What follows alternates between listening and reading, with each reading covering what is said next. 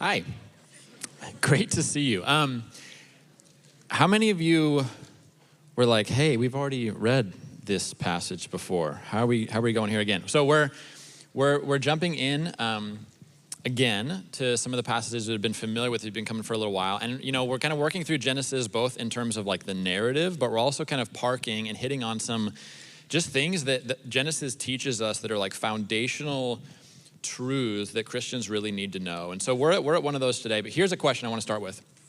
Let's say you know with certainty that you've got like a couple weeks left on earth, right? Just hypothetical. You know I got 2 weeks left. That's it.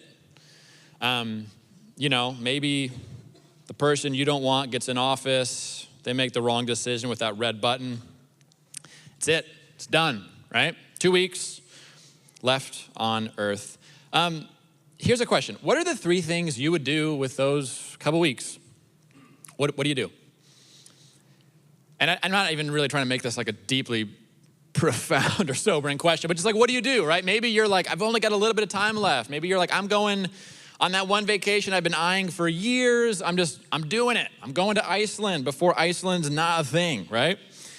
Maybe you are, a little more spiritual. You're like, I've got that one friend I have been putting off sharing the gospel with. Like, I am going to spend time with them. This is what matters this week. Or maybe you're kind of even just with God thinking like, I'm about to meet the King. And so you just spend all week like reading the Bible and prayer, kind of as you're about to go home with the Lord.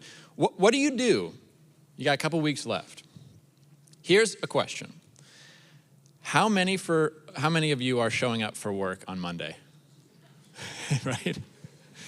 How many of you were like, well, obviously I would go to work, and then after that, So I think most of us, that wasn't on our radar, right? We're like immediately first thing that gets crossed off the list, right? Going into work. Here's another question. How many of you were gonna finish raking the leaves? Yeah, how many of you were like, all right, I got 2 weeks left. I gotta get these leaves done, right? My guess is a lot of you don't do that. How many of you continue to write the note cards for the test that you have on Friday? Doubt it, right? I doubt it. Here's why I asked this question. Here's why this is interesting. One of the things that we spend the most amount of time in our lives doing, if we knew this was like the last week of our life, would be with the very first thing we would not do at all. It's work, right? Working is this, like it's like 90% of what we do as humans is we're working. We're doing something in the world that is like hard and difficult, and we're striving to create or build or grow something. And it's one of the very first things that if it was the last week of our life, we just kind of wouldn't do at all. And that's a really interesting tension, right? And so when I'm talking about work, I'm talking about like, your job, but also like house chores, laundry, putting numbers in spreadsheets, building a deck, studying for finals, raking leaves, repairing leaky sinks, finishing your data merge at work. We're continuing through our series in Genesis. Genesis actually has a lot to say about this thing that we do with most of our lives. And so we're talking about work today. That's like the sermon title could just be work. Here's what we're gonna talk about. Genesis has a lot to say about work. And when I talk about work, just to define some terms, I don't just mean like your job, right? That's not what I'm talking about. It's certainly part of it, but we're talking about work in a much larger definition. Here's a definition of work. You don't have to write this down, but just so you can kind of follow what I mean when I say work. Here's a definition. Any activity involving mental or physical effort done to achieve a purpose or result. So work is sweeping the floor, it's planning a vacation, it's clocking in at your job, it's brushing your teeth or your kids' teeth. It's anything from woodworking to city planning. That's what I'm talking about. Here's what I'm gonna go first. I wanna look at the design of work. Work is not something that just kind of came out of nowhere. Work is something you actually see in the very beginning. God has a design for it. So that's where I wanna start, in Genesis chapter 2. One of the things that often surprises people about the story of the garden, maybe it surprised you as we've been kind of reading through the story together as a church, is that even though the world is very good, it's described as like a pleasant paradise, there's still a lot of work to do. I don't know if you noticed that, but like actually a lot of work to do. We'll read these verses again. This is Genesis 2, verse 5. It says, when no bush of the field was yet in the land, and no small plant of the field had yet sprung up, for the Lord had not caused it to rain on the land, and there was no man to work the ground. A mist was coming up from the land, it was watering the whole face of the ground.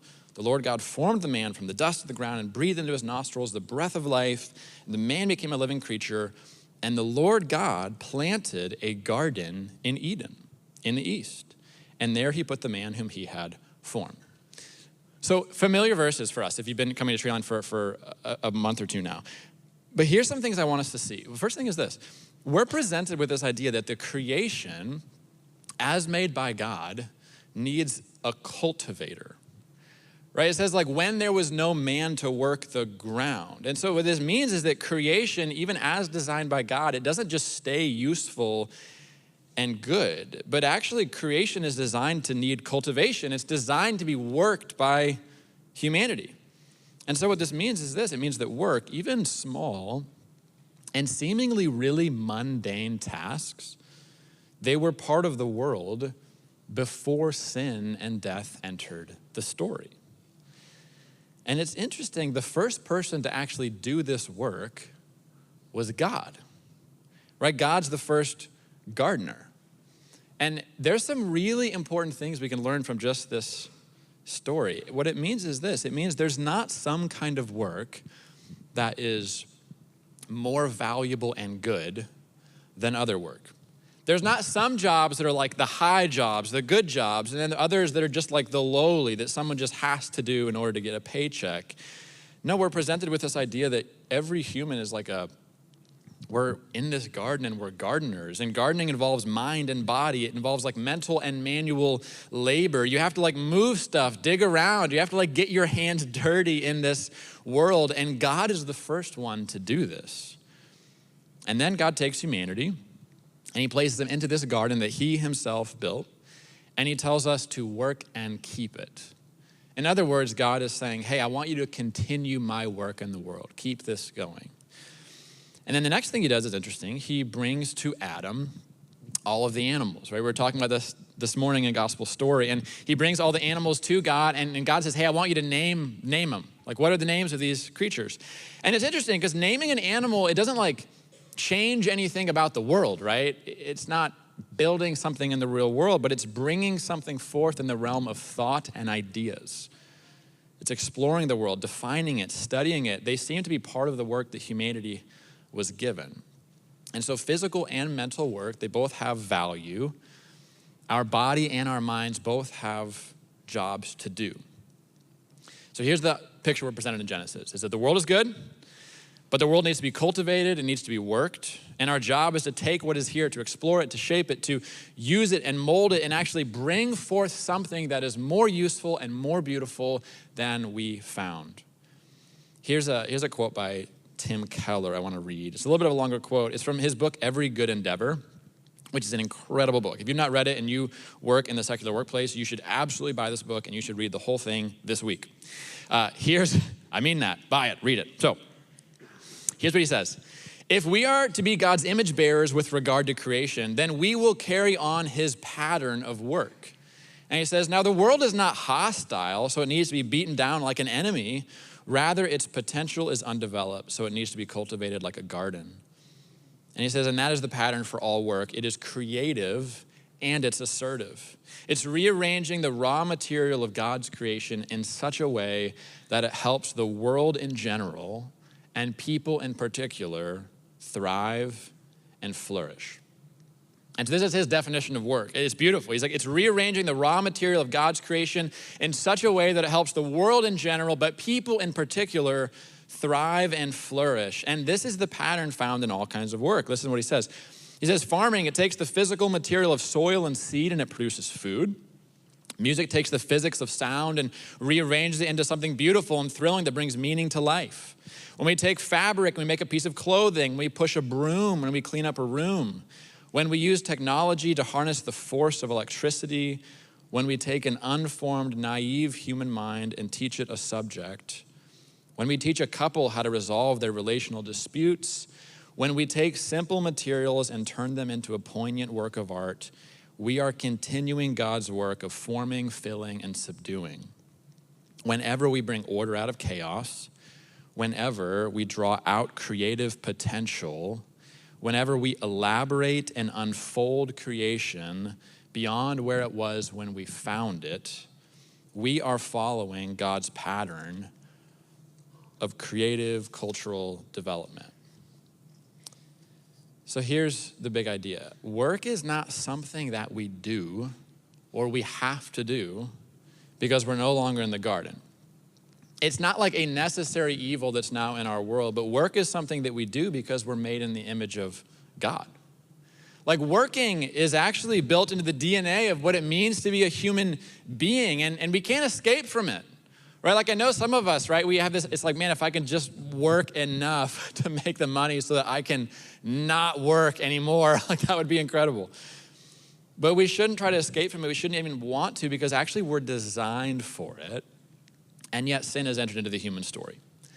And it's really interesting. Of all the things that God says sin has affected, our relationship with our work is what he spends the most time on.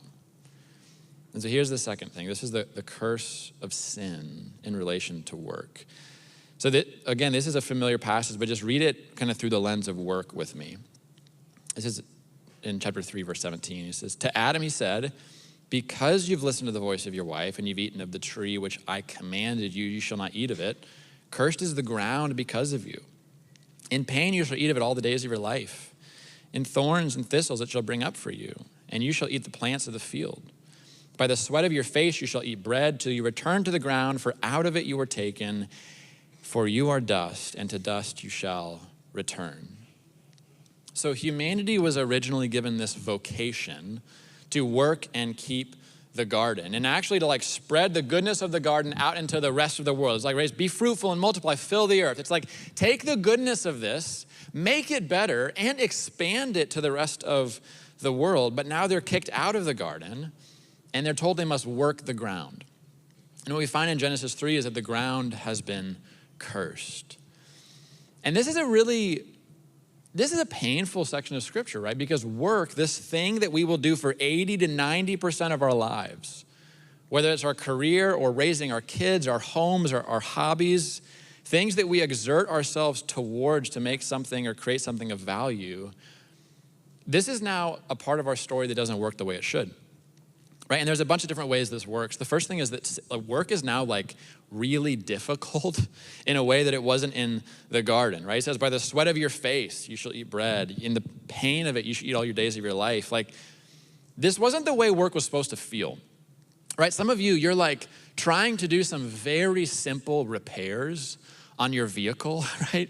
That you're like, it seems so simple when I watched the YouTube video, and the video was only 5 minutes long. And I believed in my heart I could fix this part of creation, right? And then like 2 days later, you're standing in the hardware store looking for that little like tool that you drill out, like, you know, the bolts, because you snapped the heads off of the rusty bolts under your old Mitsubishi. Maybe that's just my story, but it's like, it's difficult. It's not easy, actually, to make the world a better place. Work is now hard. It's backbreaking. It's mentally exhausting. It's stressful. I mean, a common phrase we use to go back to work is we're going back to the grind. We feel overwhelmed by it. Often the amount we have to do, the work we have to do, feels utterly overwhelming. As soon as you finish one thing, there's the next thing and the next thing. Our to-do list doesn't seem to end. It's difficult, but also sin brought futility. It says thorns and thistles it shall bring forth for you. And now this language is interesting, but it's basically just saying this. It's an example of working towards something that you have in your head and being unable to bring it about in reality. See, work is now futile because even if you go through the toil and pain and labor, there's no guarantee that you're going to actually end up with something useful. Right, the story I was telling of my old Mitsubishi, I spent 3 years working on this car of like painful, really hard work. And at the end of it, it was an absolute beautiful machine. It had an entirely new engine, new turbos, 4-inch exhaust that came straight off the turbos, woke the entire neighborhood up. It was incredible. And then when I took it to the dyno, to this guy who tunes cars, so he's gonna get the air to fuel ratio right and make the most power, he blew it up on the dyno. And I watched like 3 years of work and all my money literally just blow up in front of me. And it was painful. Okay, so it was painful. That's not in my notes. Just know that I too have pain in my story. Okay. It's futile because it's like, no, you can work so hard and have such a good plan. And in the end, the thing you're trying to get might not work out for you, right? You might actually get the grades. You're in Michigan. You might get the grades. You might get the co-op. You might get the resume. And then you might not get the job. You might not. You might be sitting in that little chair next to someone else. And then they walk into the room. And then you walk into the room and they walk out with your dream and you walk out with nothing, right? That might happen to you. Even if you worked your entire life to get the thing, or you work so hard to get the affection of the girl you like, she falls in love with someone else. You work so hard for something and it just feels like it falls apart in your hands. You see, work is futility also because even if you get exactly what you want, it's like weirdly unfulfilling, isn't it? I mean, I think this is the story of Ann Arbor in so many ways, right? This is a city that is incredibly successful. Like there are people who are either really successful and on their way to getting the thing they want, or they already have the thing they want. And what you find is that it's still a city of really deep unfulfillment. Because even when you end up creating and making the thing you had in your mind, it doesn't give you what you thought you would. I mean, isn't it interesting that like the people on Instagram that we look at and we just go, oh, if I just had that life, like if I just was on that vacation or had that body or had that story, and then you actually get to know them and you're like, you're one of the most unhappy people I've ever met in my entire life. Sometimes actually when you get the thing you've worked your whole life for, it's even worse because there's no higher vision you have. You have the thing you thought would make you happy, but now you have it and you realize you got the same thing everyone else has, thorns and thistles. And sin brought scarcity. You see, work as it was originally designed, it was meant to take place under the provision of God. Right? Work was never a means of providing for ourselves. No, God had given us a garden. He was with us as our provider, and he gave us great work to do, but it wasn't to meet our every need. But our work doesn't take place in the garden anymore. It takes place in the wilderness. Not a place of abundance, but a place of scarcity. And so because of this, it means that sin hasn't just frustrated our ability to cultivate the world. Work ends up as a competition for what feels to be a scarcity of resources, right? Like if you're gonna make a great product, one of the first questions people ask is, who's your competition? Who are you competing against in order to win? And so because of this, you have pyramid schemes, right? You have scams, you have predatory loans, you have essential oils. I'm just kidding about the last one. I just wanted to see if I could trigger a couple people. So, kidding, not good. Anyway, I'm kidding. It's not that bad. But maybe it doesn't work. Okay, anyway. The goal, like here's the thing, the goal, right, in work and building something, creating something, often it's not, the goal isn't actually to just make the world a better place or to create beauty or to cultivate and bring something good for your family or for the world. But actually now, because the world is scarce, instead work becomes a way of just not ending up at the bottom of the heap. Right, and for some of you, like that's your job, like your job, you have multiple jobs. And it's just like your whole life, work to you is not this like cultivating thing. You're just like, I'm trying to survive. Like the world is scarcity of resources. There's not enough money to go around. There's not enough food. You see how expensive the world is? I'm trying so hard just to not end up on the bottom of the pile. And so outside of the garden, because things feel scarce, often work changes from cultivation to desecration. People who build businesses, they often because things feel scarce, they end up cheating. They'll end up wounding others. They create a business model that actually hurts other people in order to push themselves higher up the ladder. But sin also brought idolatry. You know, sin has turned work into one of the biggest things that we idolize in our world. We're created as God's image bearers, those who reflect his glory in our work, and those who work because he's given us a name and given us a job to do. But Romans 1 says that sin has caused us to actually worship and serve the creation instead of the creator. And so now what happens, because sin is in us, is now we actually look for safety and provision, not from God, who's our Father, but we actually look for safety and provision from what we can do. And now we look for glory in what we can do. We try to make a name for ourselves by what we can accomplish, right? In the garden, we were called the sons and daughters of God.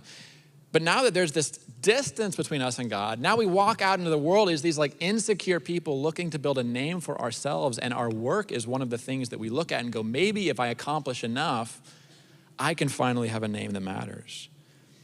But because the ground is cursed, it means that this process is painful. It means that we struggle with insecurity, anxiety, depression, a total lack of fulfillment. And it's because the cursed ground is a terrible replacement for the radiance of the glory of God.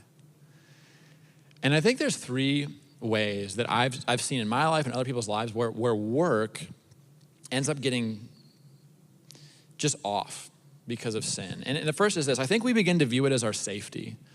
Right? We view essentially work becomes our provider. It's the thing that keeps me off the bottom of the heap, right? It's the thing that keeps me from getting crushed by the rest of this world. We view it as our safety, but some of us view it as our identity, right? It becomes our glory. This is the thing that doesn't keep me off the bottom. This is what's going to get me to the top.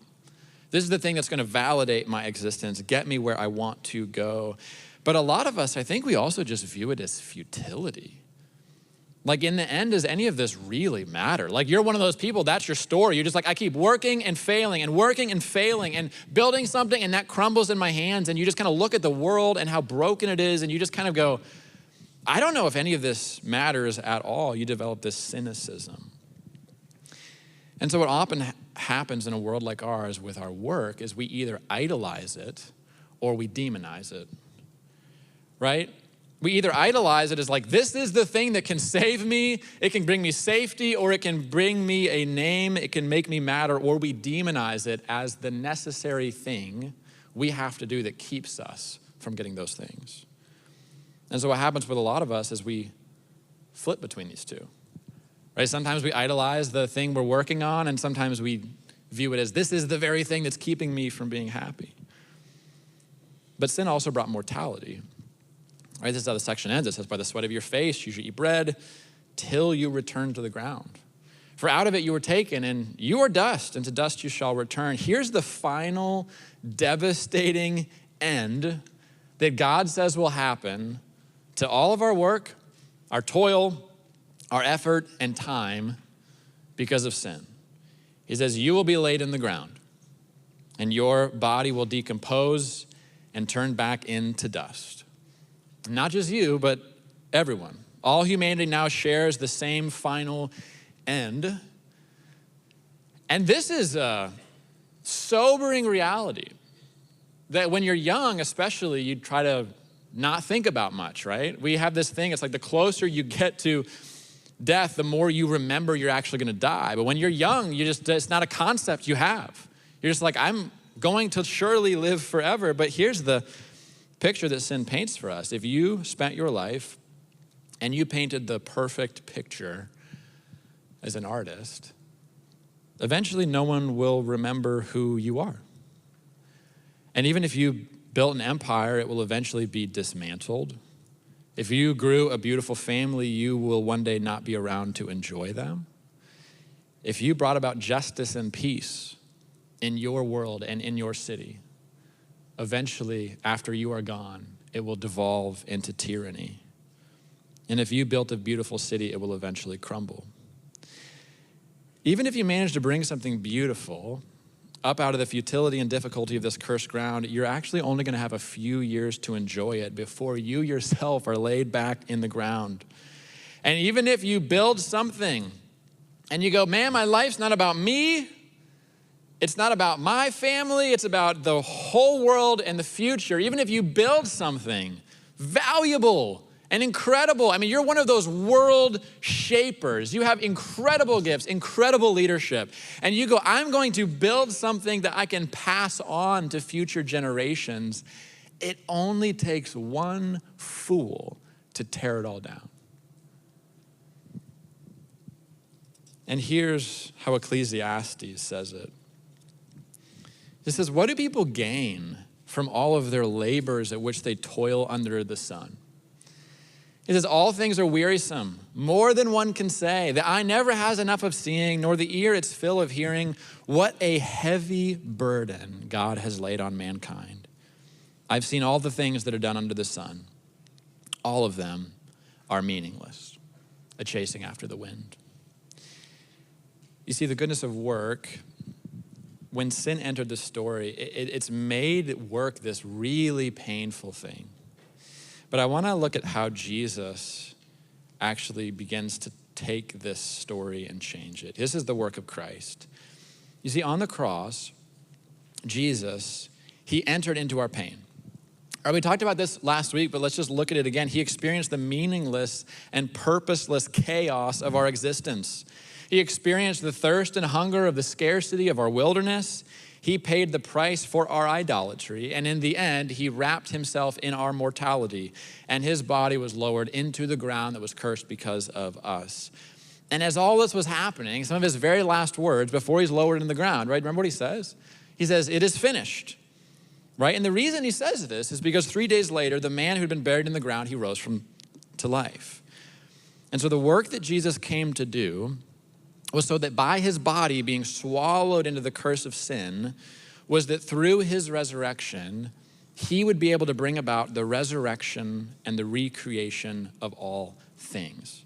Okay, that's a little bit of just what we talked about last week, but look at Romans 8 with me. Okay, I don't think it's gonna be on the screens, but just let me read this to you. Romans 8, verses 19. It's saying, for the creation, it waits with eager longing for the revealing of the sons of God. For the creation was subjected to futility, not willingly, but because of him who subjected it, in hope that the creation itself will be set free from its bondage to corruption and obtain the freedom of the glory of the children of God. So what Romans 8 is saying is really interesting. It's saying that all creation, meaning the cities, the homes, the societies, the creativity and the work that has been brought forth in this place, it all eagerly waits for the revealing of the sons of God, right? And Romans is saying, yeah, we are the children of God who put our faith in Jesus, but there's this revealing that one day will happen in the resurrection. And that's what it's talking about. So here's a question. Why is the rest of creation waiting for this moment? Well, it's because of the picture we're given at the end of the story. We talked about this last week, but I want you to think back to it. The end of the story, Genesis 21, we're not brought back to a garden, but we are brought to the gates of a city, right? We're not brought back to a garden. The future of the story, we're brought to a city. This is fascinating. This is absolutely fascinating. Do you know what this means? It means at the end of the story, your work matters. It means that the painful toil and burden that humanity has carried with them to forge and create and raise something from this cursed ground, it means that at the end of the story, everything does not crumble and deteriorate and get swallowed up, that does not get consumed in the final end of this place. It means that when the sun dies, and with it our planet and all its memories die with it, it means that that's not actually the end of the story. It's really interesting. What it's saying is this. Instead, what we see is that it isn't just God's people who experience a resurrection and recreation, but also all the good, all the beauty, all the culture and work that they did with their hands, minds, bodies, and hearts. All creation waits with eager longing, because when we are resurrected and recreated, the rest of creation will be as well. This is the picture we're given. You see, what the gospel does is it doesn't free us out of this world to know and be with God. It gives us a God who knows us and has actually come to be with us. And the picture we have kind of at the end of the story isn't like the earth going away and us receiving heaven, but it's heaven coming down to earth. And it doesn't come down to us in the form it started. It comes down to us in the new form. It's not a garden, it's a city. And I just want you to think about this for a second. Like, how did we get cities? Humanity built them. Like, humanity came up with the technology to create bricks and create glass and stone and architecture. And in a city, you have culture and you have commerce and you have technology that God did not develop in the beginning of the story, that humanity brought forth. And God says, yeah, that is actually how the story ends. The things we brought forth here, they're actually take part of the end of the story. And so what this means is really profound. It means that even the most small and mundane moments of our day don't just matter for today, they matter for eternity.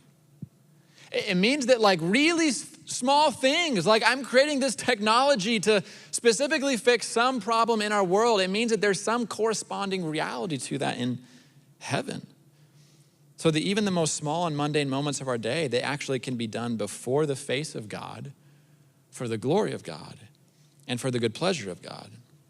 And so when you do your job, and when you work hard to make this world a better, more beautiful place, even when you do the smallest and seemingly most insignificant things, it means Jesus in a real way is standing next to you saying, well done, good and faithful servant. This matters. And not only that, but when you get to heaven, when you get to the new creation that Jesus is bringing about, we're told that we're going to see that our labor, our work, and our toil, it was not for nothing. But like your physical body, Jesus will also raise to life the essence of all that you struggled to bring forth in this place. I don't know if that's encouraging to you. That is so encouraging to me. That this idea that it's like the things that I'm doing for 90% of my life, like I'm a pastor, but a lot of what I do is send emails, right? Like we get buildings so we can meet in them. Like I rake leaves. I'm gonna rake leaves a lot over the next month. These things that seem like mundane or small, God's like, oh no, this matters for eternity too. And this isn't just so that we can have a theology of work. Like, hey, why is it that maybe if we have a month to live, maybe you should value the simple things God's put in front of you. Right? It's not just so we can have a theology of work. This is so that we can learn how to actually live before the face of God in all of life. You know, the secular world says this. The secular world says that the physical world is all that matters, right? Is that, hey, there's a bunch of religious stuff out there, and there's some ideas about the next life and heaven, but we can't really study that. We don't know if that's really true or not, but what we know is this place is real. This place right here is real. We're pretty sure. It might be a simulation, but probably this is it, right? And so the secular world says, this is the world you have to live for. This is the world that matters. But it's broken, it's painful, it's unfulfilling. Everyone knows that. And so then religion comes along. And religion basically says, yeah, this world's broken, it's painful, it's unfulfilling. But what many religions say is that the spiritual world is really all that matters. Right, and I think even in Christianity, sometimes you come in and you hear pastors talk about the spiritual world and true virtue and heaven and relationship with God. And there begins to be this sense in which it's like, we are here in this world, but this doesn't really matter that much. What really matters is the invisible, the spiritual. And so religion kind of comes and says that's all that matters. But then there's this huge disconnection we experience between the things that we're told really matter and really have value, and then the thing that we do with like 90% of our existence. But then Christianity comes around, and Christianity just says, oh, all of it matters. All of it matters. You see, if we understand the world as things that are earthly and physical and mundane, and then things that are spiritual and powerful and meaningful, not only will you have a totally unbiblical view of creation, but then you will end up walking through your life. Almost all of your life will be lived away from the presence of God. One of the things the Bible teaches us, even from Genesis, is that your work matters to God. Like, it doesn't just matter because you're his kid and he cares about what you're doing. He's like, no, what you're doing really matters. I'm including it in the end of the story. It's important. All work matters to God. And so really, whether you're writing code or medical software, or you are mowing your grass, or leading worship on Sunday, or you're teaching your 2-year-old a nursery rhyme, or you're doing something in the world that the Lord says has inestimable value, don't degrade it. Don't view it as beneath you. Don't view it as just something you have to do to make money. View it as important.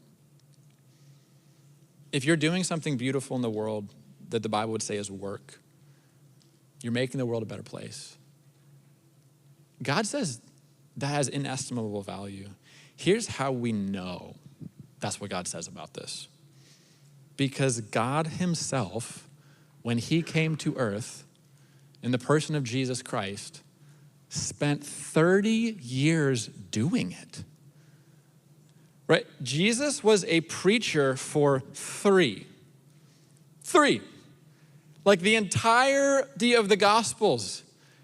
Like, there's like 3 years recorded there. But we know that he spent 30 years doing what? He was a carpenter. He was a builder. He built stuff. Why? I mean, this is a crazy thing. Jesus is like, I'm going to write myself into the story, and then for 30 years, I'm going to hone a carpentry craft.